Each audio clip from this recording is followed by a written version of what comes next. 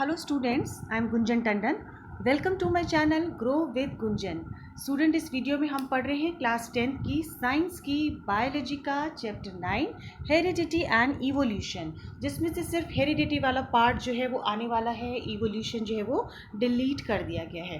तो हेरिडिटी में हमने लास्ट टाइम प्रीवियस वीडियो में पढ़ा था व्हाट इज़ हेरिडिटी।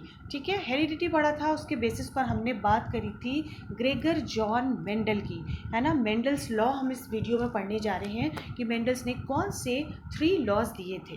तो वो 3 लॉज थे law of dominance, law of segregation and law of independent assortment. इस पर आने से पहले कुछ छोटे छोटे टर्म्स हैं जिनको हम क्लियर कर लेंगे तो हमें ये चैप्टर बहुत ईजी लगने लगेगा। अदरवाइज लोगों को हेरिडिटी बहुत टफ लगता है कि मेंडल ने क्या ये लॉ दे दिए, लेकिन कुछ सिंपल से डेफिनेशन है जो हमें क्लियर हो जाएंगी, है ना। कुछ क्लास 10th में और कुछ फर्दर जब हम आगे अगर बायो साइड से क्लास 11th में होंगे तो और ज़्यादा ये टर्म्स हमें क्लियर हो जाएंगे। लेकिन यहाँ पर जो कुछ एक डेफिनेशंस हैं उनका मीनिंग समझ आते ही आपको मेंडल्स के लॉ बहुत जल्दी फटाफट क्लियर हो जाएंगे, राइट। तो यहाँ पे देखते हैं फर्स्ट टर्म में जो डिफ्रेंसिएशन यहाँ पे है, that is homozygous and heterozygous. What is homozygous? Zygous word आ रहा है, इससे पता चल रहा है कि दैट मीन्स जाइगोट की बात हो रही है, यानी गैमीट से फॉर्मेशन होता है जाइगोट का, यानी कुछ हम जेनेटिक जीन्स की बात कर रहे हैं ना, जेनेटिक कैरेक्टर्स की बात कर रहे हैं। तो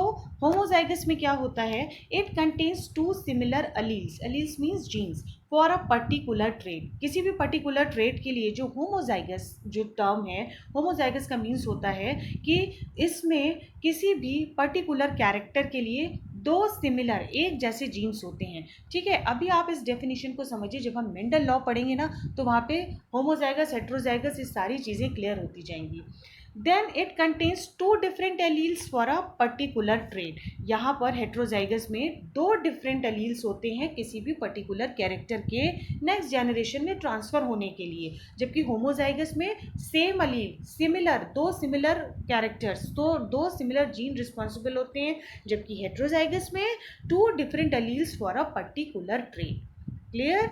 देन जीनोटाइप फॉर होमोजाइगस, अभी जीनोटाइप भी पढ़ेंगे क्या होता है। Genotype for homozygous possesses either dominant और recessive, यानी जो होमोजाइगस होते हैं उनका जो जेनेटिक कैरेक्टर होता है, यानी जो उनमें जो जीन्स होते हैं, जो जेनेटिक मेकअप होता है, वो या तो डोमिनेंट कैरेक्टर को लिए रहता है या फिर रेसेसिव को, but never both the alleles are present, है ना। लेकिन दोनों अलील्स एक साथ प्रेजेंट नहीं होंगे, जैसे यहाँ पे आर, कैपिटल आर आर और स्मॉल आर आर की बात की गई है।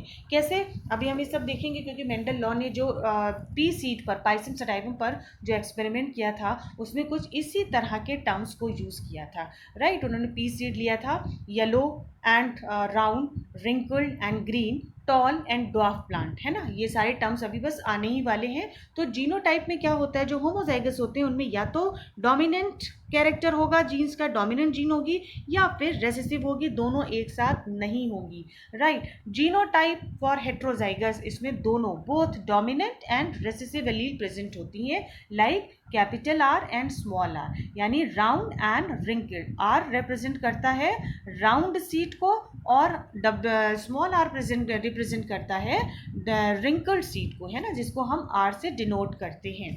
It produces only 1 type of gamete, homozygous से केवल एक ही टाइप का गैमीट प्रोड्यूस होता है, जबकि हेट्रोजाइगस में 2 डिफरेंट काइंड्स ऑफ गैमीट्स जो है वो ट्रांसफर होते हैं नेक्स्ट जनरेशन में। देखो 2 different types of gametes are getting transferred. ठीक है, तो ये that was about the homozygous and heterozygous. Then next एक टर्म है यहाँ पर monohybrid cross and dihybrid cross. Monohybrid cross को देखते हैं, पता चल रहा है कि means it involve cross between parents, यानी जब पेरेंट प्लांट्स या पेरेंट्स के बीच में जब क्रॉस होता है, which differs in only 1 pair of contrasting character, एक पेयर ऑफ कंट्रास्टिंग कैरेक्टर। कैसे, जिसमें जैसे मेंडल ने बात करी थी tall plant and only dwarf plant, right. तो ये दोनों एक दूसरे के कंट्रास्टिंग कैरेक्टर हैं, या तो फिर हम ले सकते थे कि ब्लैक आई या फिर ब्लू आई। ठीक है, तो ये दोनों कंट्रास्टिंग कैरेक्टर एक दूसरे के हाइट की बात कर रहे हैं। क्लियर, तो ये हो गया क्रॉस बिटवीन द किसमें only one pair of contrasting character. And dihybrid cross involves between parents, cross involves between parents which differs in to pairs of contrasting character. To pairs of contrasting character जो हमने लिया था round and yellow, ठीक है, round and yellow and wrinkled and green, है ना, round and yellow and wrinkled and green. इसको फिर से एक बार मैं लिख देती हूँ, यानी डाई हाइब्रिड क्रॉस हो गया दो पेयर्स हो किसके, कंट्रास्टिंग कैरेक्टर के, to pairs of contrasting character, like round है और येलो भी है और रिंकल्ड है और ग्रीन भी है। ठीक है, इसको इन सारी चीज़ों से, इस तरह के लेटर से डिनोट करते हैं। Monohybrid cross and dihybrid cross, आपको यहाँ पे एक टर्म क्लियर हुआ इसका। For example cross between tall and dwarf pea plant in a monohybrid cross, है ना, जो उनका लॉ ऑफ डोमिनेंस था वो किसका था, one pair of contrasting character between tall and dwarf pea plant. And the dihybrid cross जो था मेंडल का, वो किसके बीच में था, two pair of contrasting character like yellow wrinkled and green and round, है ना। ये देखो यहाँ पर ये टर्म दिया गया है, तो इसका आप स्क्रीनशॉट फटाफट ले लीजिएगा। And it is very important, ये दोनों term homozygous heterozygous, monohybrid and dihybrid cross.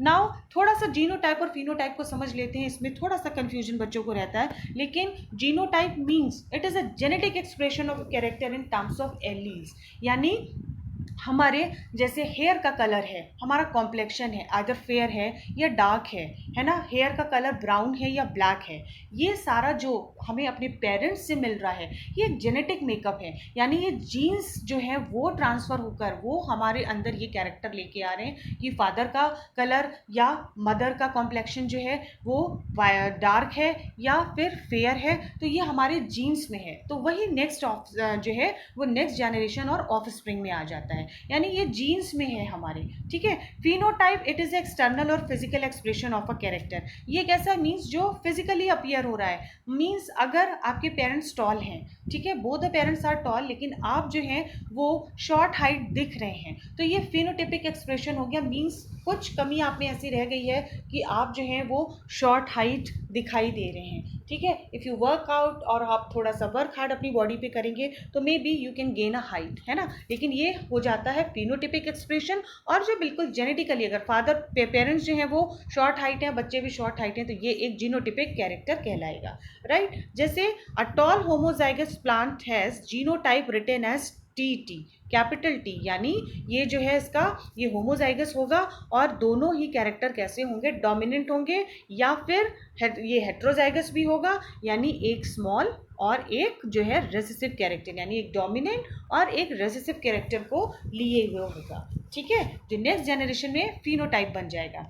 It is the phenotype of a height of the plant tall और ड्वार्फ, है ना। फिनोटाइप क्या है भाई, पी प्लांट है, वो एक प्लांट जो है वो बहुत टॉल दिख रहा है और एक ऑब्वियसली जो है वो हमें शॉर्ट दिखाई दे रहा है, तो ये उसका फिनोटिपिक एक्सप्रेशन हो गया, जो हमें ऑब्जर्व हो रहा है, जो हम बाहर से उसकी अपीयरेंस हमें दिखाई दे रही है। और जीनोटिपिक मीन्स जो जेनेटिक मेकअप, जो जीन्स हमारी जिस तरह से प्रिपेयर होके आ रही है, सेट आउट होके आ रही है नेक्स्ट जनरेशन में, that is a genotype. Clear. Now move towards the Mendel's law. When plants having one pair of contrasting character, ये हमने बात करी थी one pair of contrasting character, Mendel ने पी प्लांट में कौन सा लिया था, टॉल एंड ड्वार्फ, जिसको उसने capital T and small T से डिनोट किया था। Mendel selected pea plants having one pair of character, a tall P plant and a short P plant. He selected pure tall and pure short, है ना। Pure tall का मतलब यहाँ पर जो है completely toll plant and completely जो है शॉर्ट प्लांट। ठीक है, इन दोनों के बीच में उसने क्या कराया, क्रॉस कराया, क्रॉस पॉलिनेशन कराया, क्योंकि एक टॉल प्लांट था और एक बिल्कुल डिफरेंट कैरेक्टर का डॉफ प्लांट था। दोनों के बीच में जब क्रॉस पॉलिनेशन हुआ तो फर्स्ट जनरेशन F1 जनरेशन में all the plants were toll, है ना, सारे प्लांट्स जो थे वो टॉल थे। अभी इसका आपको जो है ग्राफिकली टेबुलर फॉर्म में भी दिखा देती हूँ। When the first generation plants were self pollinated, अब जो F1 जनरेशन के प्लांट्स थे, जैसे कौन से बने, हमारे ये वाले प्लांट्स बने, इनमें जब सेल्फ पॉलिनेशन कराया गया तो कैसे प्लांट्स बने, he obtain tall and dwarf plant, है ना, उससे टॉल प्लांट्स भी मिले एंड ड्वार्फ प्लांट भी मिले। किस रेशियो में, 3:1 के रेशियो में, है ना। सेकेंड जनरेशन में जो टॉल एंड डॉफ प्लांट का जो रेशियो था वो क्या था, 2:3:1, जबकि F1 जनरेशन में all the plants were toll, right. The ratio of pure tall hybrid tall and pure dwarf was in the ratio of 1:2:1, है ना। हम इसको ऐसे भी कह सकते हैं 1:2:1 के रेशियो में। So the trade that is expressed in F1 generation is called the dominant trade, है ना।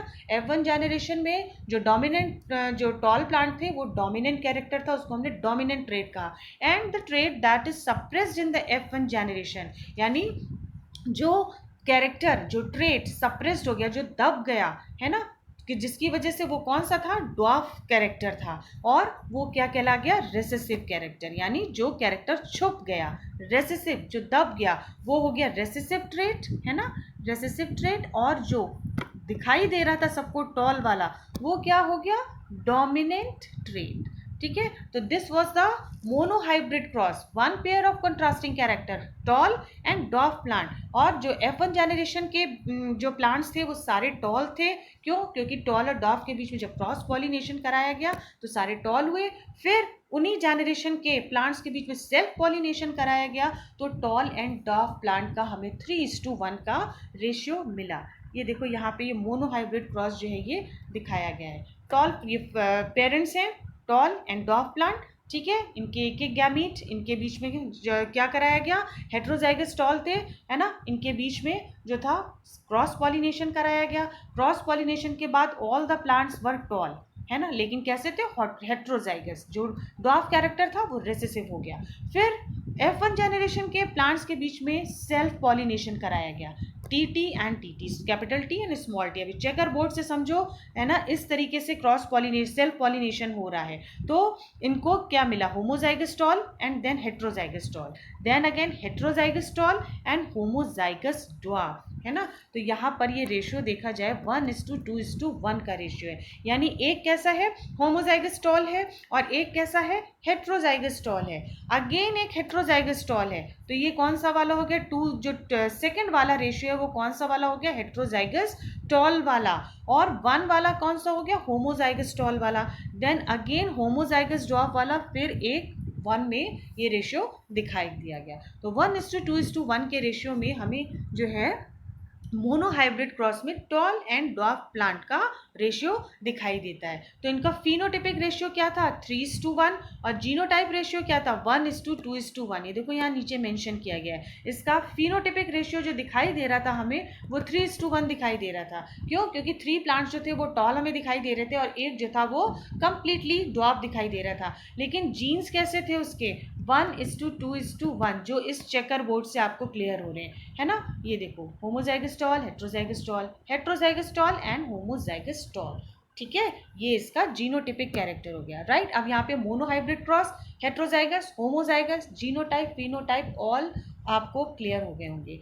Now move to the next, है ना, dihybrid cross, law of segregation जिसकी हम बात करेंगे। फर्स्ट था हमारा लॉ ऑफ डोमिनेंस और सेकंड हो गया हमारा लॉ ऑफ सेग्रीगेशन, या फिर cross between two pairs of contrasting character, that is shape and colour of seed. यहाँ पर उन्होंने क्या लिया था, shape and colour of seeds को लिया गया था। और ये कैसे लिया, उन्होंने क्या कराया, यहाँ पर देखते हैं, इसको रीड आउट करते हैं। Mendel selected pea plants having 2 pairs of characters, shape and colour of seed, right, जैसे round yellow seeds and wrinkled yellow seeds, right. इनके बीच में क्रॉस पॉलिनेशन कराया, किसके किसके बीच में, round yellow and wrinkled yellow, ठीक है, round yellow and wrinkled yellow, इनके बीच में जब क्रॉस पॉलिनेशन कराया तो उसने देखा F1 जनरेशन में येलो सीड्स जो थे, येलो एंड कैसे, राउंड सीड, राउंड और येलो सीड वो सारे के सारे फर्स्ट जनरेशन में F1 जनरेशन में दिखाई दिए गए। फिर F1 जनरेशन को फिर उससे सेल्फ पॉलिनेटेड कराया गया, तो आउट ऑफ 16 प्लांट्स क्या मिले, 9 had round yellow, 3 had round green, 3 had wrinkled green and 1 had wrinkled green seed, है ना। अब इसको देखो हम आगे यहाँ पर क्लियर करते हैं। देखो ये हो रहा है क्रॉस पॉलिनेशन और self pollination. First generation, right, parent में क्या था, राउंड येलो इनके बीच में एंड रिंकल ग्रीन के बीच में क्रॉस कराया गया, राइट। गैमीट क्या थे, RY and RRY, clear. F1 generation में सारे प्लांट्स कैसे हुए, राउंड एंड येलो, यानी राउंड एंड येलो। यहाँ पर क्या हुआ, रिंकल्ड भी रेसेसिव हो गया और जो ग्रीन था वो भी रेसेसिव हो गया। अब इनके बीच में सेल्फिंग यानी सेल्फ पॉलिनेशन कराया गया। तो ये चेकर बोर्ड से देखो 16 तरह के प्लांट्स मिले हैं, 1 2 3 4 5 6 7 8 9 10 11 12, yes it is total 16 plants. Out of 16 plants क्या हुआ, इसमें से 9 हैड राउंड येलो। अब राउंड येलो वाले देखो कौन कौन से हैं, capital R, small R, capital Y, small Y, R R Y Y, है ना। इसमें से आप देखो ये वाले प्लांट है ना जो, और 3 कैसे थे, राउंड ग्रीन, कैसे थे, राउंड और ग्रीन, ये वाले इस तरीके से, ठीक है। And then 3 had wrinkled yellow, wrinkled yellow वाले कैसे हो गए, small R R and 1 capital Y and 1 small Y, clear. And 1 had wrinkled green, small, ये देखो ये हो गया wrinkled green, R R Y Y. आप इसको बहुत अच्छे से समझोगे और अगर इस तरीके से इनमें क्रॉस कराओगे तो आप ऑटोमेटिकली खुद ही इसको ड्रॉ कर लोगे, ठीक है। तो 16 प्लांट्स में से क्या हुआ, 9:3:3:1 का रेशियो निकल के आया, जिसमें से 9 कैसे थे, round yellow, R R Y Y वाले, ये this one.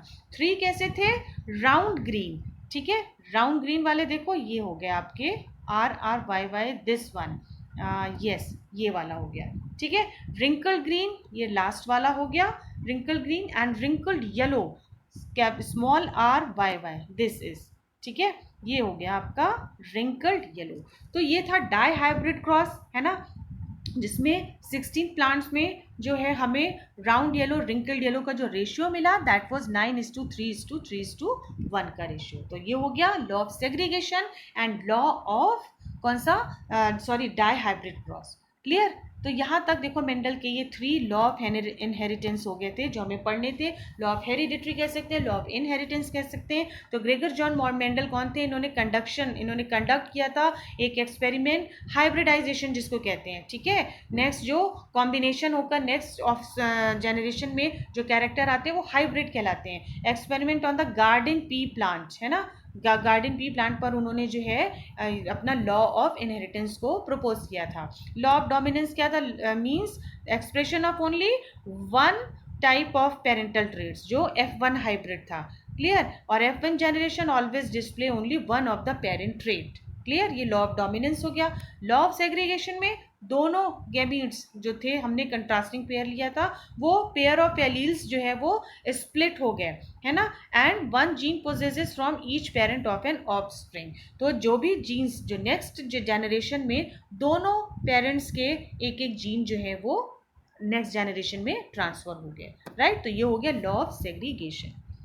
Then we will talk about sex determination in human beings. Human beings की बात हम करते आ रहे थे, सेक्सुअल रिप्रोडक्शन में पढ़ा था हमने, तो हमने पढ़ा था human beings have 23 pairs of chromosomes, है ना, 46 क्रोमोसोम्स होते हैं जिनको हम कहते हैं 23 pairs of chromosomes in the nucleus of the cell. और न्यूक्लियस में, सेल में न्यूक्लियस होता है, न्यूक्लियस में क्रोमोसोम होता है, क्रोमोसोम्स में डीएनए होते हैं, और डीएनए का जो एक ये स्ट्रक्चर होता है इसको हम क्या कहते हैं, जीन्स कहते हैं, राइट। और इस तरीके का कुछ हमें बहुत सुंदर से फ्लावर जैसे स्ट्रक्चर दिखता है, राइट, जिसमें out of these 2 chromosomes are sex chromosomes. इसमें से 2 जो क्रोमोसोम्स होते हैं वो सेक्स क्रोमोसोम्स होते हैं। कौन से होते हैं, एक्स एंड वाई।